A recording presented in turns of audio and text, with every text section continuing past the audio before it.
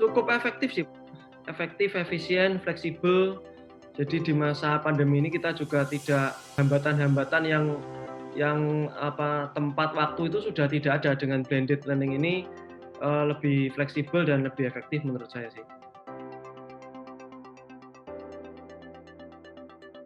Sebenarnya baik sih, apalagi dalam masa pandemi ini justru ya memang seperti itu gitu, lebih baik seperti itu.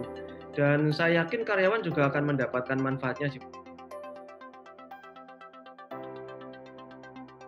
Jadi selain ada hal yang baru yang kita bisa belajar, juga bisa refresh yang dulunya mungkin bisa kita ingat lagi, kita refresh. Dan saya yakin ini juga baik buat AO juga bagus sih. Karena buat mereka bisa nambah pengalaman, nambah case-case yang baru, sehingga jam terbangnya juga terbantu.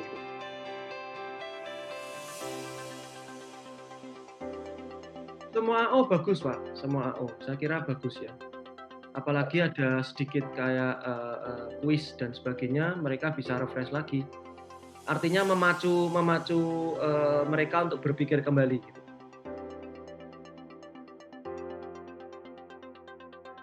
Hanya meleset di durasinya aja. Karena kan harusnya selesai jam 6 tapi selesai jam 6 lebih. Jadi saya kira hanya itu aja. Kalau yang lain sih oke-oke aja sih. Semua baik, semua oke. Justru kita bisa nambah case-case baru sehingga bisa memacu nalar kita lagi. Kalau e-learning sendiri itu kan memang dibuat bisa bersambung ya. Jadi misalnya di tengah jalan kita lagi ada keperluan atau apa, ya nanti kita bisa bersambung, nggak masalah sih kalau e-learning. Karena mau dibuat 1, 2, 3 jam pun, sekali sesi pun, karena sudah bisa bersambung sih nggak masalah ya. Saya kira hanya durasi yang online lecture-nya aja. Kalau bisa sesuai jadwal sih. Nah, yang online itu kan nggak bisa berhenti ya, dia harus durasinya kalau memang kemarin selesai jam 6, seharusnya jam 6 sih.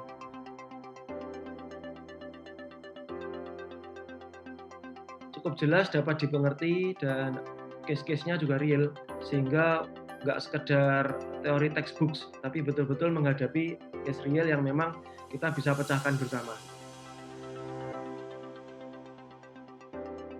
Kelebihannya kemarin saya senangnya itu karena ini, setiap babak kita harus next, klik lagi, klik lagi. Nah, itu menurut saya baik buat saya karena itu membuat peserta itu tetap terjaga, jadi tetap fokus. Dia harus klik daripada harus kita video seluruhnya sampai full, itu membuat orang lain mungkin akan sedikit melamun gitu ya. Tapi kalau kita mewajibkan untuk klik, setiap periode klik, itu membuat peserta lebih terjaga. Buat saya cukup jelas, Pak. Cukup jelas, dapat dimengerti, dan case-case-nya juga real. Sehingga nggak sekedar teori textbooks, tapi betul-betul menghadapi case real yang memang kita bisa pecahkan bersama. Untuk tema tertentu, kemungkinan butuh gambar ya. Kalau misalnya tema, kalau di bank itu kan ada jaminan juga. Misalnya kita mau bahas tentang jaminan, tentu saja mungkin perlu gambar ilustrasi yang disebut tusuk sate itu seperti apa.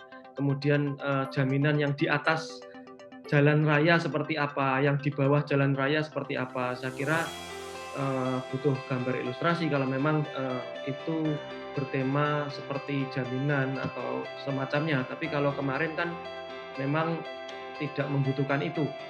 Tetapi kalau memang butuh gambar ilustrasi akan lebih baik.